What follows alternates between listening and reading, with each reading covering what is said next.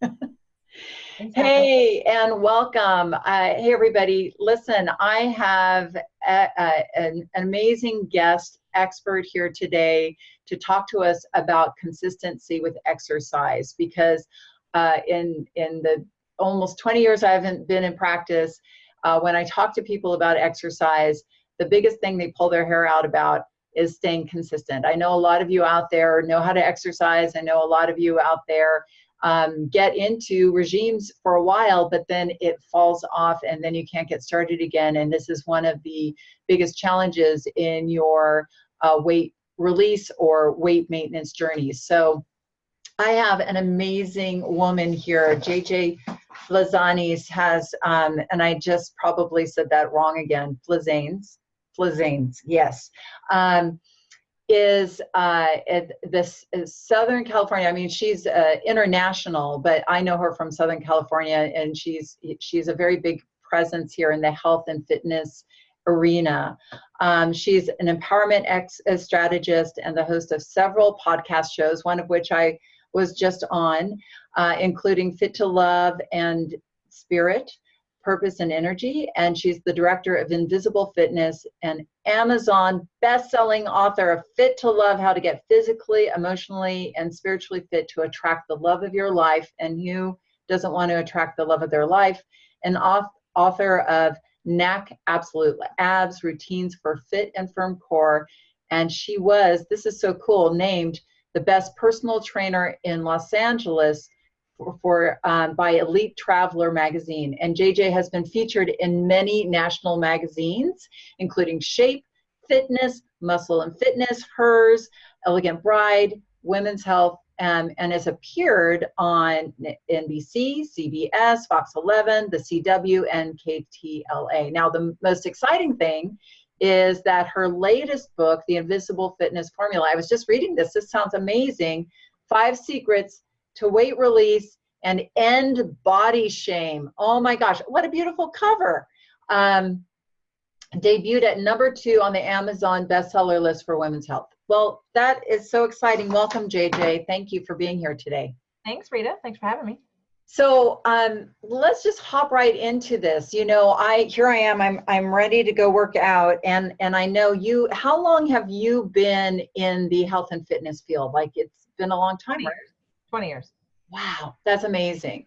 And what got you interested in health and fitness? Like, how did that spark your passion? Well, honestly, I was always active. I was a dancer since I was 3. So the lower body was always built. And when I went to college, part of dancing was part of the curriculum. And Right. so I still was very active, but then I was dating my boyfriend at the time, was a gymnast, and he had a very well-defined, very balanced body. And I noticed that mine wasn't. And so I wanted to sort of even that out because I never really did anything with my upper body. So I had these skinny, scrawny arms and really muscular legs. And then I went to the gym and got a job so I can get a free membership. And then I noticed the trainers and I thought, well, I want to do that. How do I get to do that? And then I started on the path of learning about how to do that. And funny enough, most trainers only have to take a weekend course to be certified, and then they can train you. So there's not a lot of focus on good quality education. There's no one governing trainers. Like, I mean, anyone can train anybody. You don't need to be certified. You might get sued, but if you have good insurance, it doesn't really matter what you know. If you have a good personality and a good body, most people think you know something. So unfortunately and fortunately, that this is not a regulated area. And fortunately for my clients and for me, I care about learning and being able to answer questions and be a good problem solver. So the 20 years I've been a trainer is also 20 years I've been learning and studying.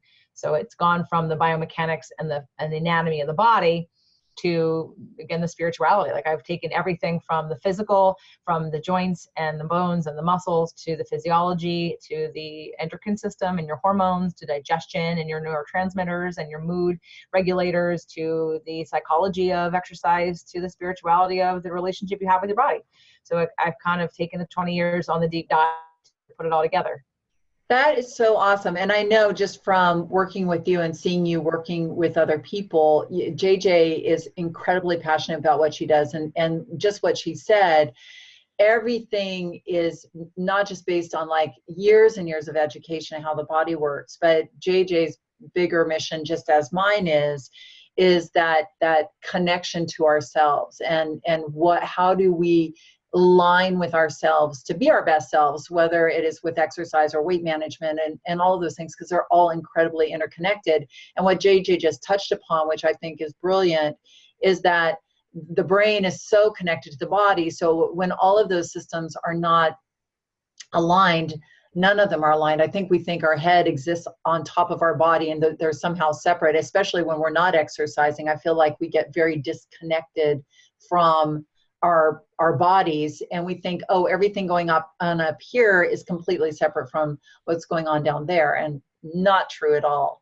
So JJ, please, talk to us a little bit about, because you've worked with so many clients over the years. I mean, I know you've worked with really high level celebrities and people, just average Joes like me, who just, want to be fit and healthy. What has been, in your experience, the best, practices for staying consistent? Like, maybe dive into that, the inner game of being consistent for us. So, I'm gonna start and I'm gonna finish with the same one. And I want to start with it because I've become a little more bold in my recommendations recently.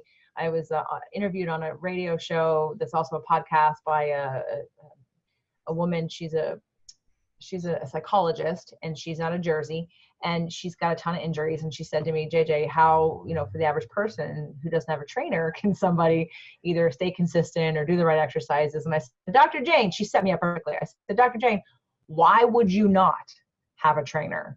If you have injuries and you need to get results, would you go learn about how to fix your car if your car broke down? Of course not. You would be like, that's too much for me to learn. But there's this understanding that, we all should know how to exercise and what the best thing is for us. And you don't. I'm sorry, unless you've studied anatomy and physiology and biomechanics and physics, and then biochemistry and the endocrine system and your psychology, you don't know what's best for you. Sorry. You know what you like, but that doesn't mean it's effective. So right. In terms of somebody who, is struggling with either finding the right kind of exercise. So in terms of, if it's important to you and you're not doing it, I have clients I've had for 10 years. And it's not because they don't exercise on their own. It's just because they understand that they get a better workout when I'm around, and I am in charge of the programming when it comes to things that tax their joints and that consistently keep them building muscle so they can increase their metabolism. Now, right. that doesn't mean, and I don't have room for people to work with them for the next 10 years, but it doesn't mean that you don't ask for professional help to set up a program for you or to look at that program for you, because programming is one of the biggest reasons why people don't stay consistent. When your exercise isn't working and you don't, maybe you feel the endorphins and the adrenaline of having the workout and that logical, knowing that you took care of your body. But if you're not seeing the results you're looking for, the weight's coming off, the muscles aren't getting any tighter, the clothes aren't fitting any differently, your body shape isn't really changing all that much anymore. Maybe there were some initial results and then you kind of plateaued. Well, then you're not getting the same stimulus. You're not excited because you're not seeing how it's doing anything anymore. Because a lot of times that's what people do, go from nothing to something, and then there's an adaptation phase that happens, and you either, however the body adapts, it's going to be different, whether it be weight release or building some muscle or being stronger, having less stress, heart rate goes down, blood pressure goes down, whatever. And then, but you go to this level and you think that your exercise is for you, is going to stay that way. But that program that you did, you are, but then once you adapt, it stops working. You right. can't do this exercise for a year or 3 years or 5 years. It doesn't work. So right. if you do not have an effective exercise program that continues to get you results, you're going to say, well, I don't see the difference. My weight's not changing. I don't feel any different. My body still looks the same. So then, of course, you're not going to be motivated to want to do it. But if you know what's happening and you can see the changes, then you're more excited about doing it because you see the results happening. Right. So having somebody who's your partner in your exercise, like leveling yourself up, is going to keep you engaged, continue to get you the results, and up your inner game as well. Sure, that's for accountability when you're working, like you said, your partner. If you have an accountability partner just to get the work done, which is a great way to, I love doing cardio with somebody, whether it be a rollerblade or a walk or going dancing or, because it's fun. I can multitask. I can talk and I can walk, or I can run on the beach with a friend. But that's one part of it. But then there's the other piece, which you can get accountability to do classes, whether it be Pilates or yoga or, some kind of class at the gym. The problem becomes it's not personalized for you. Right. And even though you still may be working really hard, like someone I just met the other day, she saw me in a presentation and she signed up for consultation, and she does like CrossFit kind of stuff, but all her joints hurt. So she doesn't want to go because all of her joints hurt. And because CrossFit, like she's pushing a tire. Okay. And I'm such a positive person. I don't like to banter or like get really upset, but I really am going to start creating videos where I really just dog all the stupid crap people do, because it's the only way you're going to listen. You're not going to listen to me when I tell you, oh, the exercise you're doing, it's not safe for you. And you're like, yeah. But if I actually tell you and show you why it's ridiculous and stupid, you may perk up and actually pay attention. Right. So, you can get results and your body will adapt from doing really anything. The question isn't that, is it hard or is it hard for me?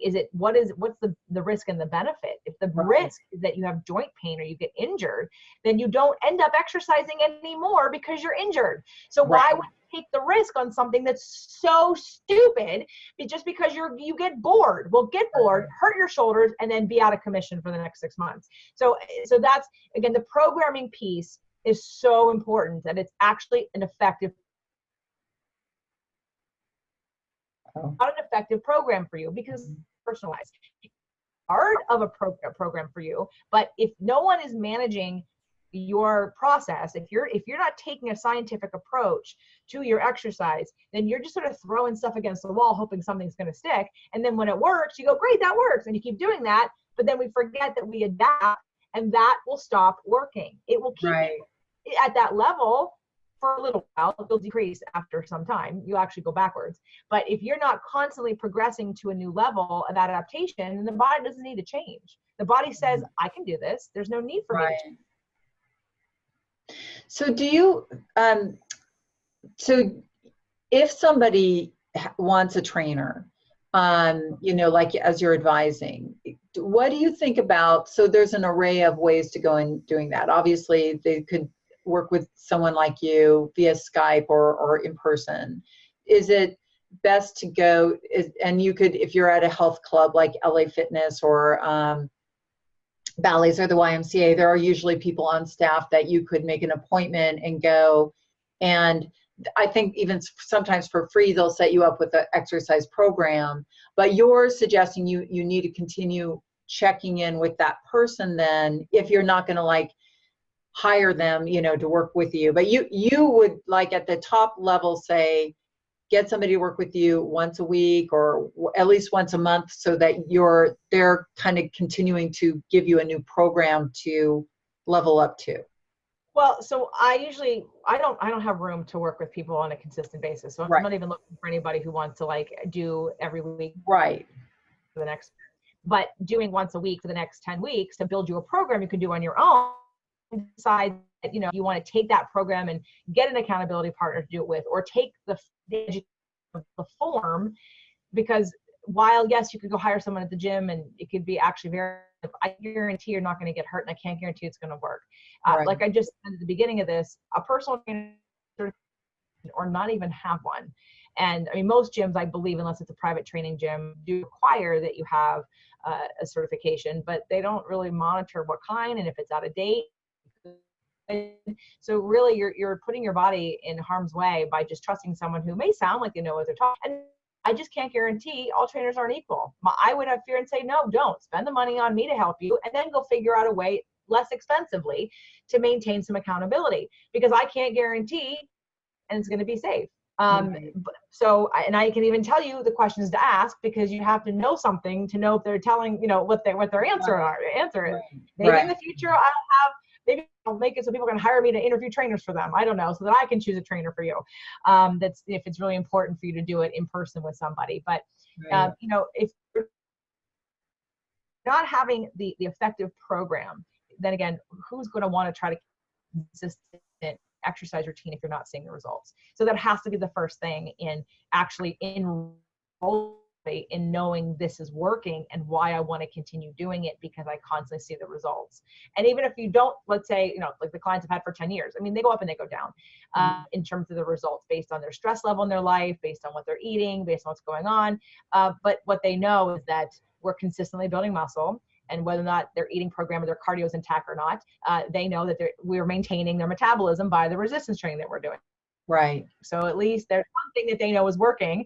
And then depending on their own time, dedication, and focus and emotional responses, there's a trust that at least we're on one way, we're kind of continuing to put forth energy into a long-term strategy, into a long-term investment strategy, if you will, into bone density, into building muscle, increasing,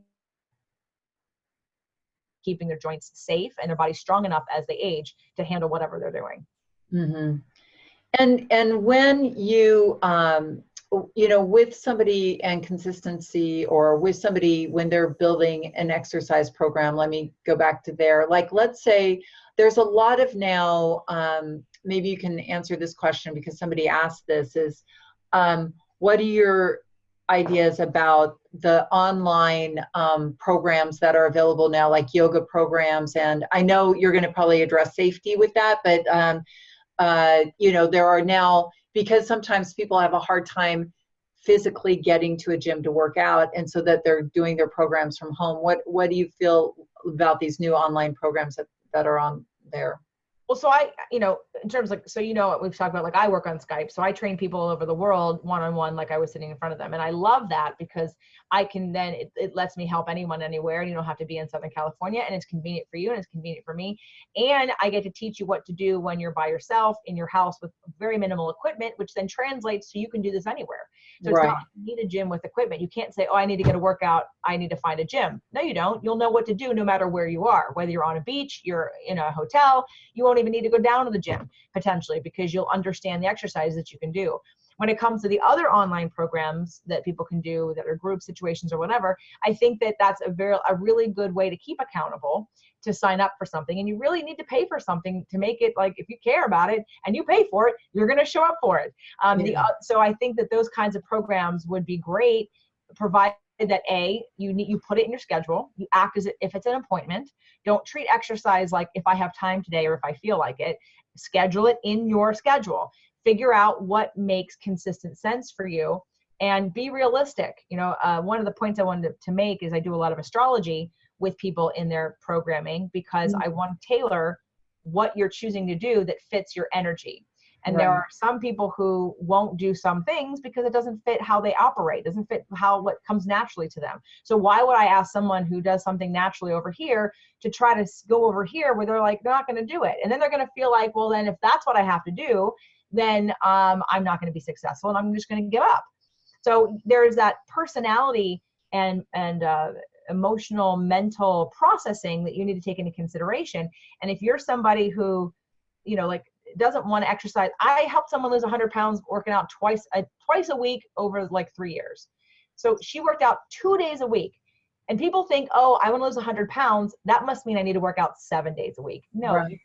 What we did, and I work out, and she works out once a month with me. So once a month over the last, now she's been a client now for a long time, but in the first 3 years, it was about adjusting the program. She did the program on her own. I would see her once a month and I'd create programs that she would then do on her own, but we constantly made sure she never plateaued.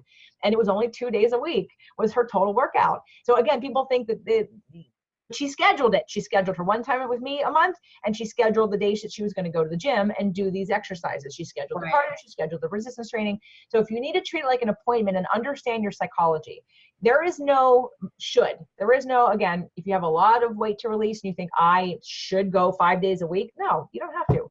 Or what can I really do in 1 or 2 days a week? You can do a lot if it's sufficient. So again, the whole scheduling and then the mental capacity of that, like most people try to do too much too soon and then get frustrated and go, this is too hard. Right. And it doesn't have to be that. It doesn't have to be that. Okay.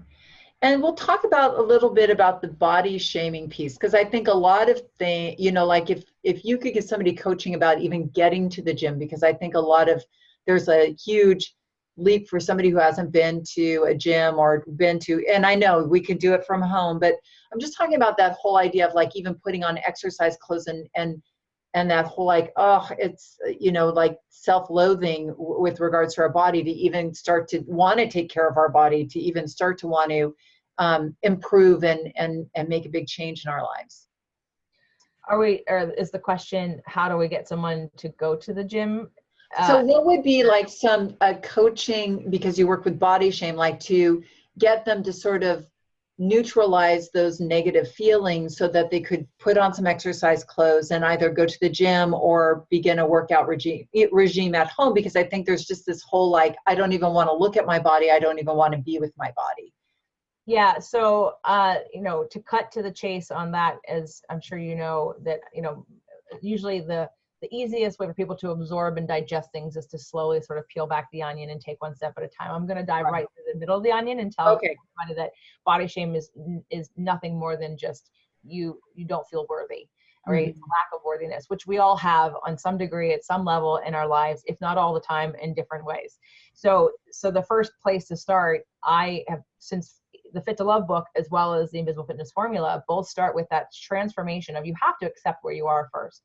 Because if you don't, every action you take, exercise and eating a certain way, continues to anchor in the feeling of self-loathing, because you're doing it because you're not accepting where you are and who you are and why you're there. So we have to reframe and start to appreciate what we do have, what is working, what we do love about our bodies. Because if we're not coming from a place of support and love and dedication to our total well-being, then you're never going to get to the place where you like or will be consistent with exercise, because you by default hurt your own self. You hurt your feelings every time you do it, because you're anchoring in the shame, you're anchoring in the self-hatred. We have to start with changing why you do this in the first place. Some people rebel against exercise because they intuitively know that my worth is not based on the number on the scale. And until we have a little bit of a divorce from the scale and those numbers, and we can say and look at like giving the power away to that body image or that number, that random number, that I promise, if I gave you the choice of a body naked that you really liked and a number you thought was great, which one would you, but didn't look the same as the body that you really liked, which one would you choose? You wouldn't choose the number, because the number is random. You have in your mind, you think this number means I'm going to look a certain way. And most people, when they start to reduce body fat and increase some muscle and they tighten up a little bit, their body shape changes and they go, oh, but it may be heavier than they think they should be. We have this warped relationship with the scale and with numbers that really skew our ability to accept ourselves for who we are, because your worth is not based on a number or a shape or a size. So until we start to change that relationship, then you're just cycling through that negative self-loathing of, I have to do this because otherwise I won't look better. If I don't look better, no one will love me, and I'm lazy, and I'm whatever the negative chatter is that's attached to why you have to do this versus why you want to do this, and shifting out of the should into the want, and shifting out to what can I do and what do I want to do and why do I want to do it, and focusing on that instead of saying, why don't I want to do it, but I'm going to do it anyway, and I'm going to hate it the whole time, and I'm going to do it anyway. I'm going to force myself to do it, but I hate it anyway. Like, it just keeps anchoring that negativity. Right. Wow. Good advice. Well, what is something else? I mean, like, you know, in your experience, I'm going to just look at some of the questions.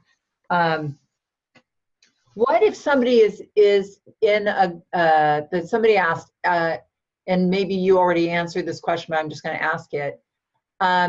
So they're already working out, right? They're doing their thing, but then they fall out of exercise. So they're chronic getting on an exercise, kind of, you know, they're fairly, once they're exercising, confident in their exercise, but then they'll go away on vacation, totally fall off track. And it might be months and months and months before they get back into their exercise routine. And I know your answer would probably be work with the trainer, but like, is there anything like from a psychological standpoint in your mind, you know, what you've seen people like, you know, getting off track? What are some, you know, doable steps to get back on track? You know, either mentally, you know, internally or externally, like you said, like calling a trainer and getting back on track. But, you know, for somebody who feels pretty good about what they're doing, but they just can't stay they'll get off track and then they can't get back on track. I just hear this all the time, and this is what this person asked. Yeah. So again, that's the advice would be tailored again partly to their personality and astrology. Are you an Aries, Rita? No, I'm not. I'm married to one though. What's your birthday? I'm a Virgo. Okay. All right. So you're all about the structure and the stability. Okay. You're the person that likes the charts and the numbers and the tracking. Yeah, I do. Right. But there are a whole bunch of people that hate that and that will never do that. Yes. So that's the wrong advice for those people because they don't operate like that. I'm one of them. Right. So really working with someone's energy to figure out why, so why I asked if you were an Aries is because there's also the belief that you have to be doing something all the time and you don't. Mm-hmm. So I haven't been exercising consistently for a couple of weeks. I've been traveling, but I'm okay with that. And it's the idea that you're not a robot, and depending on what your goals are, what is the there's that balance of whether it be if we're looking at energy expenditure from again that numbers point of view of calories in, calories out, and I'm exercising. Okay, so let's say you're on a path where you're not exercising for a little while for whatever reason, as long as you're aware I'm not moving my body that much and we're decreasing the amount of starchy carbohydrates and the amount of drinks we're having and we're eating more of a keto or intermittent fasting, there's no problem there. But again, it's changing that relationship with exercise to understand that after a certain point, like I didn't have a very good sleep last night. And I've been traveling a lot and on different time zones. And I realized yesterday I've had this like energy in my legs and I was very clear. I'm like, wow, I need to exercise because I feel this backed up energy that needs to be released from me physically. And it's not because I've gained any weight or anything like that. It's just because I have this, like, I need to move. We have over 300 muscles and over 200 bones because we're designed to move, not sit. And when you change your relationship to exercise, you miss it when you don't do it. And that's where, if you're just doing it because you're trying to burn calories or you're just doing it because you want to lose a few pounds and you're just doing it, then you miss the point of why your body is even built the way it is. And again, changing your relationship to exercise will help you at least after a while go, wow, I don't feel the same when I don't exercise. I mean, I have clients that go away and on vacation, but they come back and they're like, I miss this. Like there's a difference in your body that you feel when you do something that you know is doing all these good things for you. So I wouldn't be so hard on yourself when people fall off the wagon, so to speak. Just maybe that's an indication different relationship with exercise, because if you aren't finding a way to move more or finding a way you like to move more, then that's probably the issue. If you're just doing it to do it because you're checking the box off the list or whatever, that's not sustainable. We want to marry again that sort of self-love and respect to your aging process and understanding that that you're going to brush your teeth every day, most likely. You're going to take a shower every day or every other day. You wouldn't stop doing that because you'd feel gross, right? Well, it's the same thing with exercise. It's getting to the place where you understand that maybe you feel a little gross because you haven't moved in a little while because you're in touch with your body. It's like what you said at the beginning in terms of being disconnected. The more connected to your body you are, your body will tell you, it's time for you to move. And I'm feeling a little weak here. Time for me to build some muscle here. And it isn't necessarily about hiring a trainer. It's about changing the relationship with exercise. You can have a trainer and still hate exercise. You can have a trainer and still not have an effective program. It's really not about having a trainer. It's just about having the right program and about having the right relationship with your body and your future and understanding what exercise does to you. So it's not just about the number on the scale or not just about, saying on my Fitbit, I hit the 10,000. I mean, that to me is one of the most ridiculous things ever, honestly, because so many people are so worried about hitting their 10,000 steps that they never do any harder exercise, which never gets them any results. So 10,000 steps is going to keep you plateaued at the same level. And for what? You move 10,000 steps. Good for you, but you're not getting any results because you're already good at it. You already do it all the time. So again, it's that you have to be the programming, the personalization, the effectiveness, and the blending with your own mental and psychological and astrological energies is really important for choosing the right thing that will last, or having options. That's another thing. It's not just like, okay, well, if I can't do this, I can't do anything. No, if you understand you have options and you actually learn how to use your body and exercise in different ways, you can go, oh, I have 10 minutes. I can do an ab routine. Oh, I have 10 minutes. I can do a little leg routine. And at least you've done something. And sometimes that's all you need to get you into, oh, I can do 10 minutes more. Right. Building on what you said about like just finding, like having a powerful relationship with your body and exercise, and not just being about weight loss, but it is really cultivating this exercise. And then also bringing in that idea that you said about like continually building on, you know, what your body gets to know a certain level, and then you need to build it up a little more, right? You need to take it to a different place.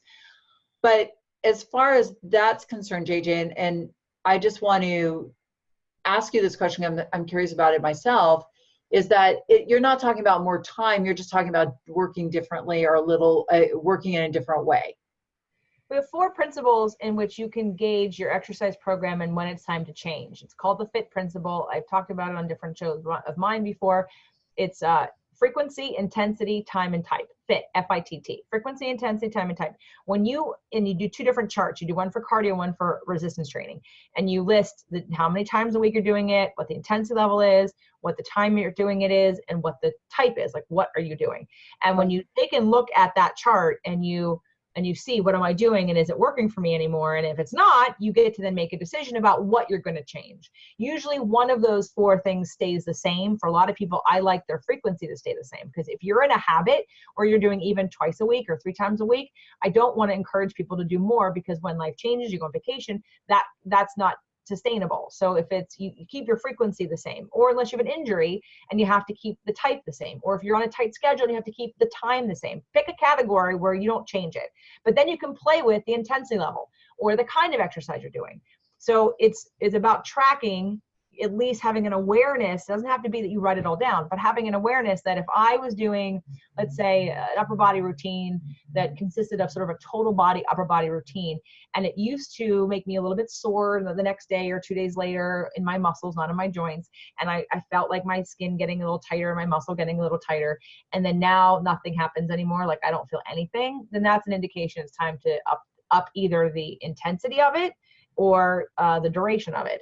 So, or maybe even the frequency of it. So you have to monitor your adaptation phase. If you're not working with somebody has to do it. Otherwise it's, again, Right. it's much easier if you like create the plan and then you follow it, and you can continually make little incremental increases that aren't going to be like jumping from yoga to CrossFit to this fad. And all of a sudden you're like, I don't know what works. I've done it all, right? Because you're making huge leaps and you have no idea what to expect from these things. So you can definitely monitor your own adaptation.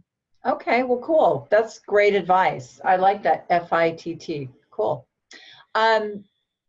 So any last ideas or words of wisdom for somebody, and please also, any last words, and then I want you to talk to us a little bit about if somebody wanted to work with you, how they could do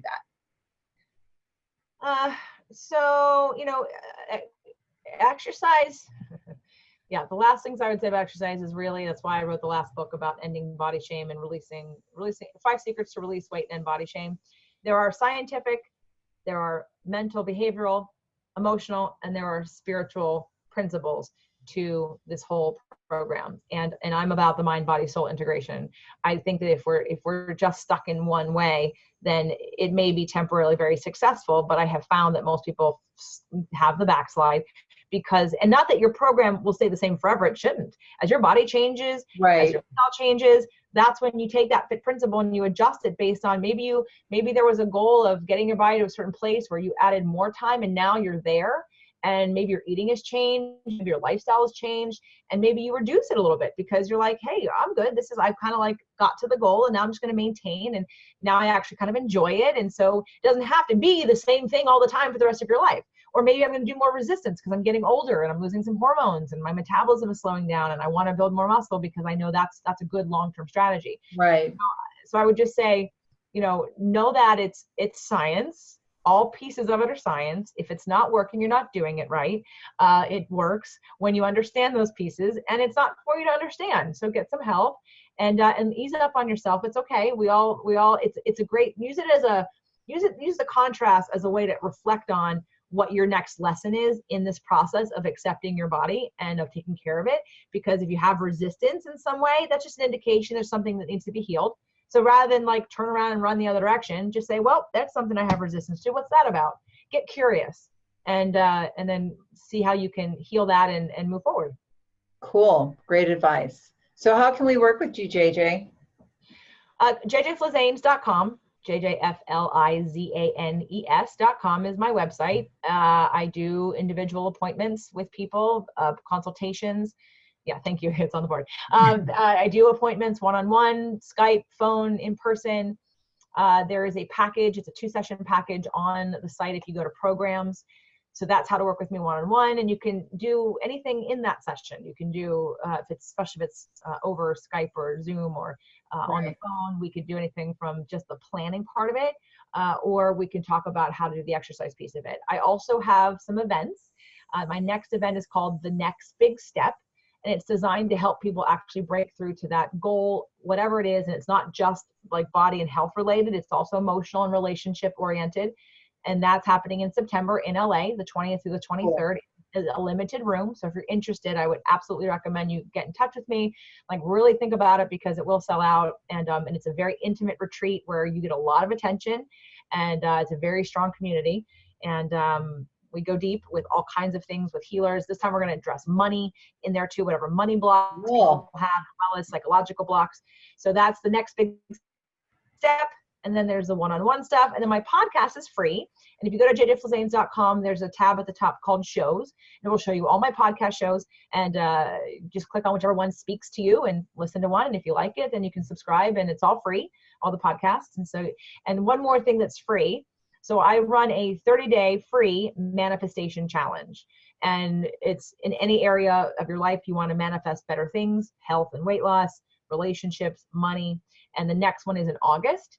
So if you want to join that, again, on my website, there's a little bar that says free tools and resources. Click on that and you can sign up and come into the group and focus every day on a meditation, doing a visualization, affirmations, things that get you into a place of receiving so that you feel better, and then the things you want, you get. Cool. That sounds great. I'm signing up. So it's a 30-day challenge? Yep. Okay. Yep. Next one's in August. Cool. Well, great idea. Well, thank you, JJ, so much for coming on and guiding us. I feel like I've learned a lot today, and thank you so much for that. That's just a really clear, there's some things in there that you just said that were very interesting to me, just from that aspect of course, I understand, the relationship with yourself and your body, and exercise is really about connecting that mind and body. But I loved some of the insights that you gave us today, and especially about consistency and finding somebody, or at least that idea that you always are challenging yourself and improving. And I think that spiritually we need to do the same. And I like how you brought that into exercise, because we always, if we're not challenged, our mind is not engaged. You're absolutely right. So that's the key to consistency, is to continually challenge yourself. So having somebody also who can be your partner in that is an awesome idea. Thank you so much for being with us. I really, really appreciate it. I'm going to turn off the recording and say goodbye.